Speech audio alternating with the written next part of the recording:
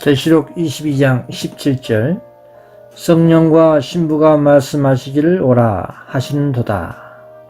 듣는 자도 오라 할 것이요 목마른 자도 올 것이요 또 원하는 자는 값없이 생명수를 받으라 하시더라. 성경의 가장 기본 진리 가운데 하나가 성부, 성자, 성령을 하나님으로 믿는 믿음입니다.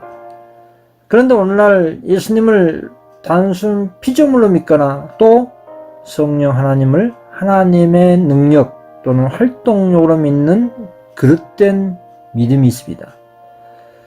그렇다면 성경의 저자이신 성령께서 당신에 대해서 어떻게 성경 말씀을 통하여 설명되어 있는지를 살펴보겠습니다. 구약 성경과 신약 성경을 함께 살펴보면 성령께서는 아버지와 아들과 함께 여호와 하나님이심을 증거하고 있습니다. 이사야서 6장 9절 말씀, 여호와께서 가라사대 가서 이 백성에게 이르기를 너희가 듣기는 들어도 깨닫지 못할 것이요 보기는 보아도 알지 못하리라 하여. 신약에서는 바울 사도가 이 구절을 인용할 때에 성령이라고 말씀하고 있습니다. 사도행전 28장 25절에 성령이 선지자 이사야로 너희 조상들에게 말씀하신 것이 옳도다. 자, 이사야서 6장 9절에는 여호와께서 가라사대, 사도행전 28장 15절은 성령이 선지자 이사야로 너희 조상들에게 말씀하신 것이 옳도다 라고 하고 있습니다. 또 에레미야에서도 성령을 여호와로 지칭한 모습을 히브리서에서 확인할 수 있습니다. 에레미야 31장 33절에 나 여호와가 말하노라 그러나 그날 후에 내가 이스라엘 집에 세울 언약은 이러하니 곧 내가 나의 법을 그들의 속에 두며 그 마음에 기록하여 나는 그들의 하나님이 되고 그들은 내 백성이 될 것이라. 이 말씀을 히브리서 10장 15절에 또한 성령이 우리에게 증거하시되 주께서 가라사대 그날 후로는 저희와 세울 언약이 이것이라 하시고 내 법을 저희 마음에 두고 저희 생각에 기록하리라 이렇게 말씀하고 계십니다. 자, 그리고 성령의 전지전능과 창조력을 볼 수 있습니다. 성령 하나님은 아버지와 아들과 함께 전지전능과 창조력을 가지고 계십니다. 그 욥기서 33장 4절에 하나님의 신이 나를 지으셨고 전능자의 기운이 나를 살리시니라. 또 시편 104편 30절에 주의 영을 보내어 저희를 창조하사 지면을 새롭게 하시나이다.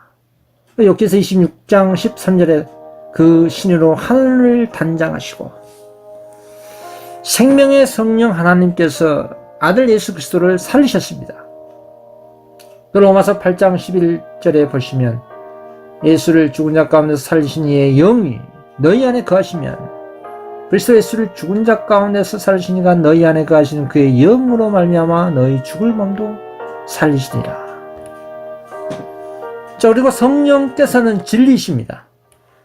아버지와 아들 하나님의 말씀이 진리이신 것처럼 성령 하나님께서도 진리이십니다.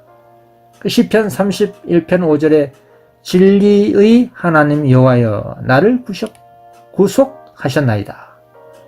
또 시편 119편 151절에 주의 모든 계명은 진리니이다. 요한복음 14장 6절에 예수께서 가라사대 내가 곧 길이요 진리요 생명이니. 요한일서 5장 7절에 증거하는 이는 성령이시니 성령은 진리니이다. 그렇습니다. 자, 성령의 개체성을 또 보겠습니다. 성령의 개체성. 성령의 개체성을 가지고 계신 분으로 성경은 기록되었습니다. 자주 하고 계신 것을 볼 수가 있습니다.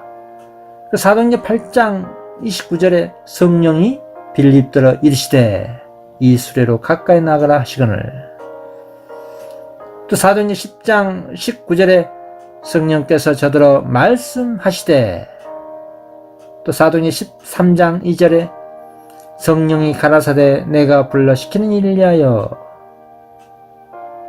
또 계시록 14장 13절에 성령이 가라사대 그러하다 저희 수고를 그치고 쉬리니.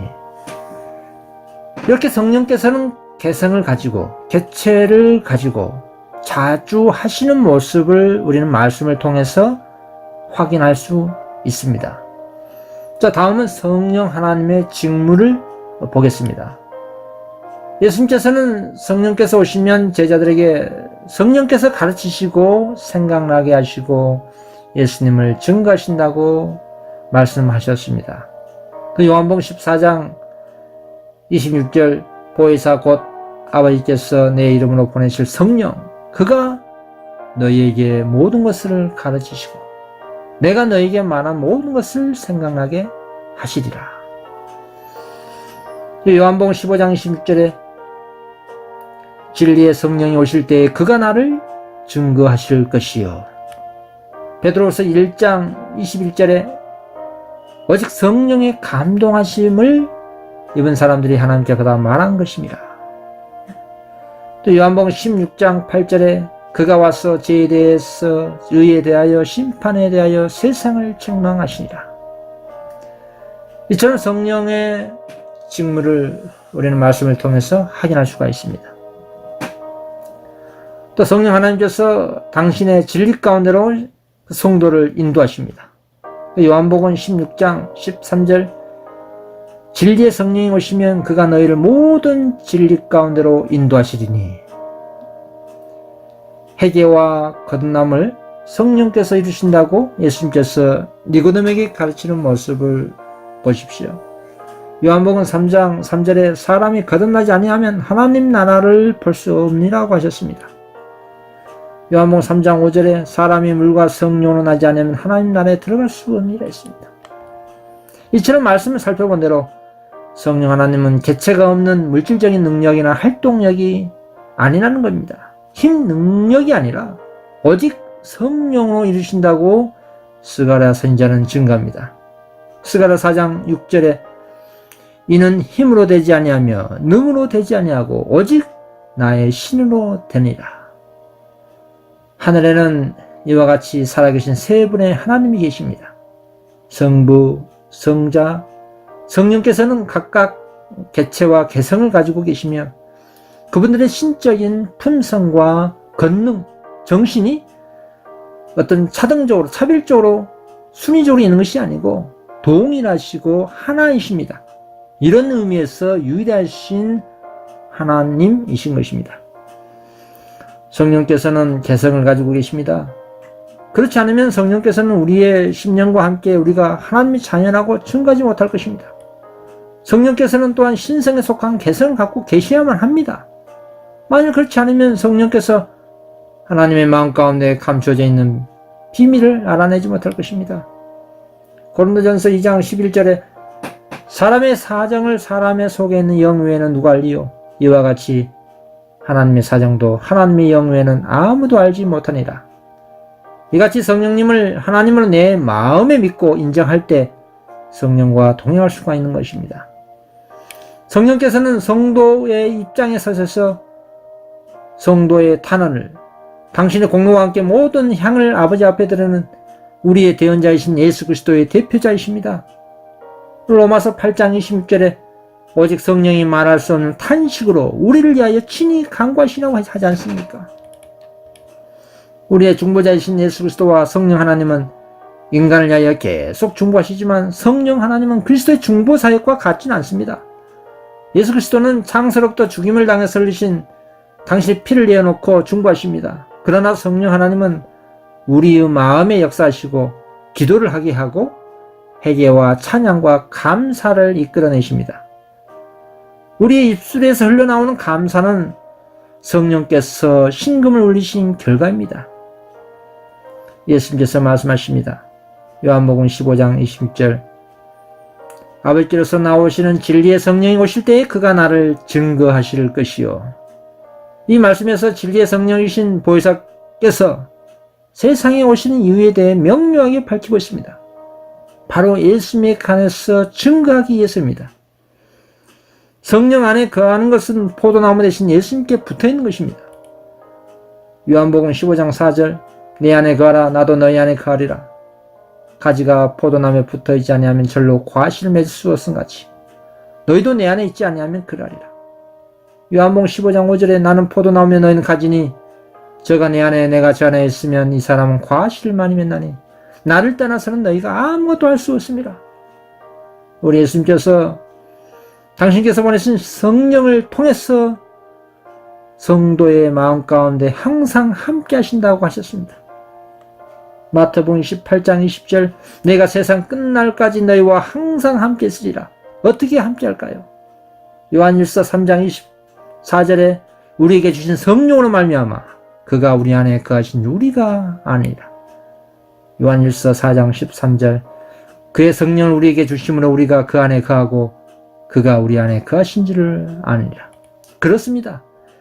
회개와 거듭남, 지속적인 깨달음, 품성 변화가 성령의 도움으로 되는 것이기에 성령의 도움 없이 우리는 아무것도 할 수 없고 신앙 부흥과 개혁이 수받는 회개도 할 수 없습니다. 여러분, 성령의 최고의 사역은 당신의 열매를 성도로 하여금 맺게 하시는 것입니다. 그 갈라디아 5장 22절에서 23절 오직 성령의 열매는 사랑과 희락과 화평과 오래 참음과 자비와 양성과 충성과 온유와 절제는 이 같은 것을 금지할 법이 아니라. 우리 사람의 마음 가운데 성령의 임재가 없다면 결코 하나님의 품성의 열매가 맺을 수가 없습니다. 하나님의 품성의 열매가 없다면 그 영혼의 그 영원한 운명은 어떻게 되겠습니까? 그 예수님께서 말씀하셨습니다. 마태복음 21장 19절에 나무에게 이르시되 이제부터 영원토록 내게 열매가 맺지 못하리라 하시니 무화과나무가 곧 마른지라. 이래서 우리 마음 가운데 성령 하나님께서 내주하시는 일이 이처럼 중대한 것입니다. 그것은 영생과 직결되어 있기 때문입니다. 오늘날 이 마지막 때에 성령께서 교회들에게 당신의 진리의 말씀을 통해서 간절히 호소하시는 그 음성을 들으시기 바랍니다. 계시록 2장 7절에서 계시록 3장 22절까지 귀 있는 자는 성령이 교회들에게 하시는 말씀을 들을지어다. 귀 있는 자는 성령이 교회들에게 하시는 말씀을 들을지어다. 귀 있는 자는 성령이 교회들에게 하시는 말씀을 들을지어다.